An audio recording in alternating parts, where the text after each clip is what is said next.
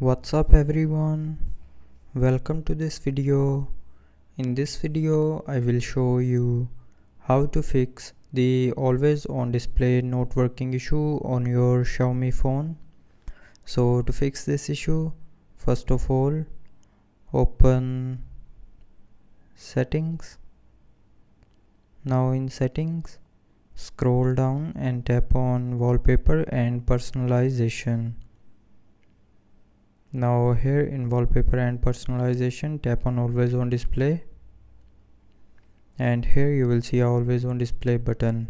So tap on this button to turn it on, and after that the always on display will start working. But if you're still facing the issue, then try restarting your phone.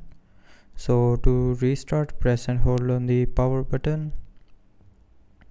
Now swipe down the circle, and when the circle gets green, then you can lift up your finger to restart your phone. And after restarting your phone, the always on display issue will be fixed. But somehow if you are still facing the issue, then open settings again. Now scroll down and tap on sound and vibration. Now tap on do not disturb option, and here you will see a do not disturb button. So tap on this button to turn it on,